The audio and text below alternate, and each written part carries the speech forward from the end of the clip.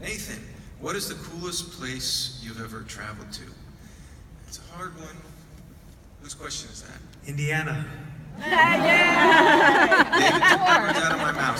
You know, there you go. Amen. Any other questions?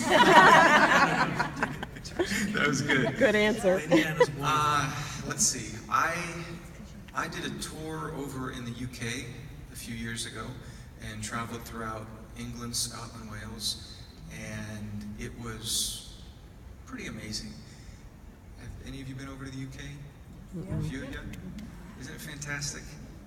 Yeah, it's, where have you been over there? Just all over? Or? Okay, nice. I'm not as familiar with Ireland.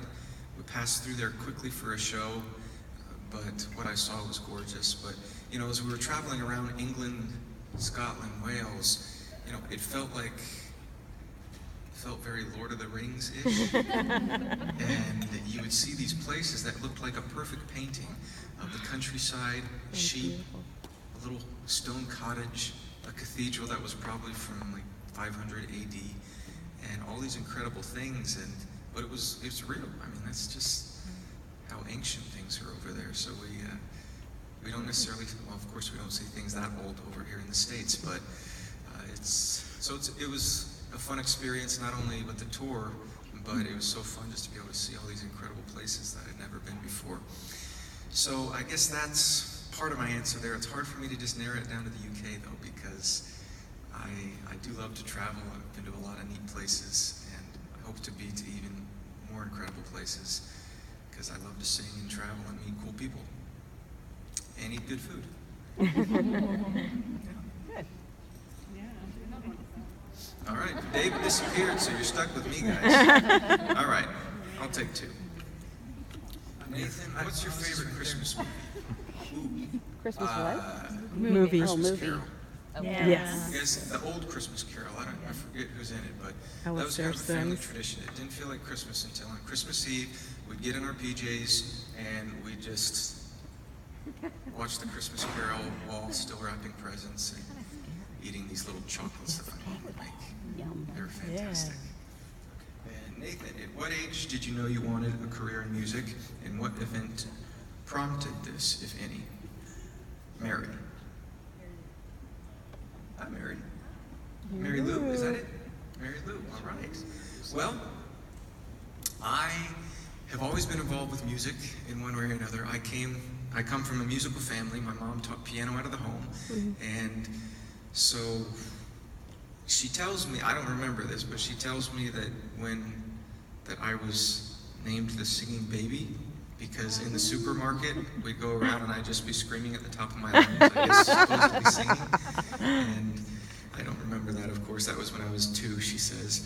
But I have always been immersed in music. Ever since I was a kid, my mom taught piano out of the home, and so I was always hearing music, and then I learned piano and studied classical violin for a time, and then I started to, but I always loved to sing, but I never really studied it. But then when high school came around, and I started to do the high school choir and show choirs and started to do the high school musicals, and I had so much fun.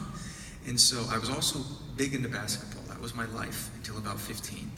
But when I realized that I was not going to be the next Michael Jordan, I decided that I'd try to be the next Pavarotti. There you go. It's impossible. Pavarotti's the best. But I loved performing, and so I started to take classical voice lessons and continued to do the high school musicals. And then one thing led to the next. I studied it at college, and a turning point for me was I did a study abroad program in Lucca, Italy, in 2004. Ooh. Have you been to Lucca or Italy? Okay. Who here's been to Italy? Pretty phenomenal place. Well, that was the first time that I had been over there.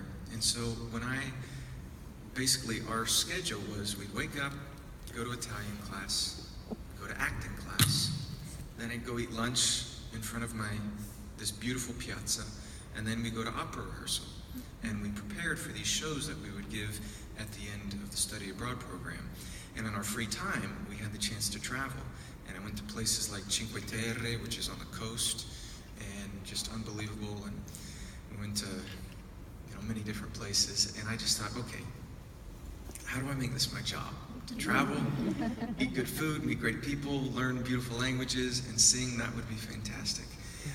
And so I decided to go for it. And there are a few other events that kind of played a role in me deciding to take that leap of faith. And I decided to just go for it. And it's been a huge adventure. Never a dull moment in the music business, but it's so much fun. And to be able to experience the creativity of writing music, of recording music, of performing. But I must say, the thing that I personally love the most about the music business is being able to perform for people in person. There's something about, I don't know, I love being able to connect with people through music, and there's nothing like it.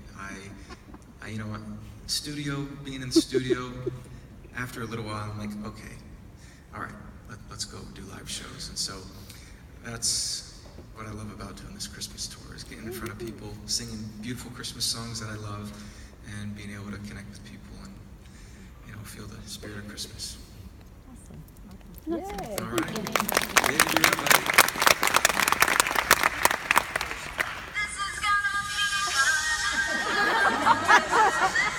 What is it from? Hannah Montana. And apparently it's from the Master of Disguise soundtrack.